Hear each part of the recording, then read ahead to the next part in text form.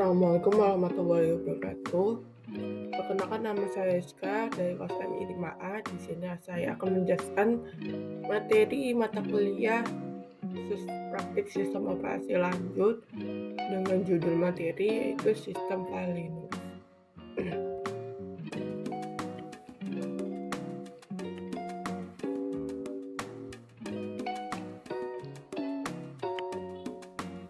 Nah, yang pertama itu kita harus mengenal terlebih dahulu apa sih pengenalan sistem file Linux. Jadi konsep dasarnya itu sendiri pada sistem file Linux itu semuanya dianggap sebagai file, termasuk direktori, perangkat keras, dan proses. Nah, filosofi tadi itu berasal dari Unix. Jadi di mana segala sesuatu dalam sistem dianggap sebagai file atau proses.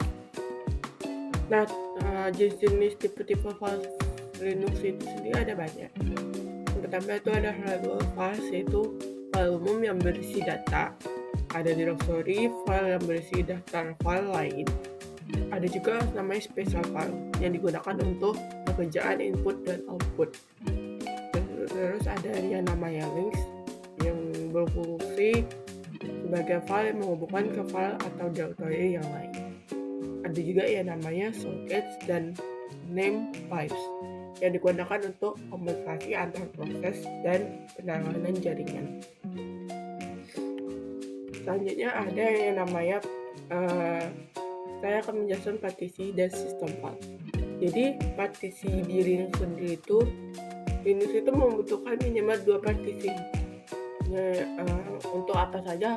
Yang satu untuk data, satu lagi untuk slot. Partisi itu biasanya di-mount ke directory root yang merupakan directory tertinggi di sistem file Linux. Jenis-jenis sistem file Linux itu ada beberapa. Yang pertama itu beberapa jenis sistem file yang digunakan di Linux termasuk ext2, ext3, ext4, dan exfs. ext4 itu sistem file yang paling banyak digunain karena fitur-fiturnya mendukung file besar hingga 16 TB dan sistem file hingga 1 TB. Selanjutnya itu penjelasan tentang struktur. Selanjutnya saya akan menjelaskan struktur dan layout sistem file. Jadi di hierarki direktori, sistem file Linux disusun dalam bentuk hierarki dengan direktori root. Bagi induknya di bawah root, di bawah root itu ada direktori yang lain seperti /bin, /pc, /home, /var, dan yang lain.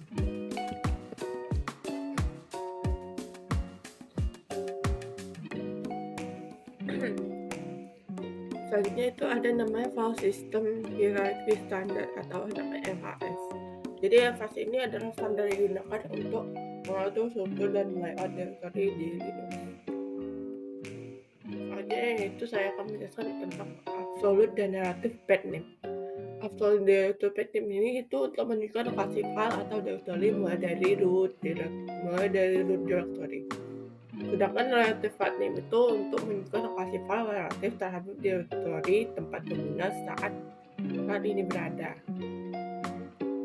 Selanjutnya yaitu ada yang namanya mount point. Jadi penggunaan mount point ini di dalam Linux digunakan untuk menghubungkan partisi dengan directory tertentu.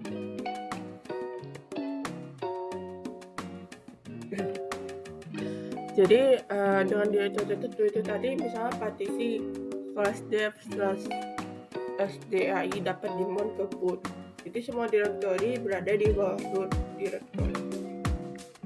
Jadi kesimpulan yang dapat kita ambil adalah sistem file Linux itu dirancang dengan filosofi bahwa segala sesuatu dianggap sebagai file, termasuk perangkat keras dan proses. Jadi struktur hierarki itu dimulai dari root dan diatur berdasarkan file sistem hierarki standar.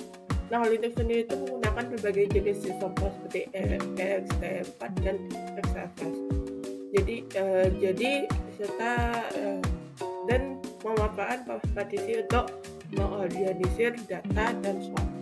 Jadi penggunaan absolute dan relative path name itu untuk memungkinkan navigasi yang fleksibel dalam sistem file. Sementara dalam mempoin itu untuk mengompetisi dengan direktur tertentu dalam miras. Jadi struktur dan pola sistem kepala Linux yang efisien ini menjadi fondasi penting dalam operasional sistem operasi. Sekian penjelasan dari saya. Kalau lebih saya mohon maaf. Wassalamualaikum warahmatullahi wabarakatuh.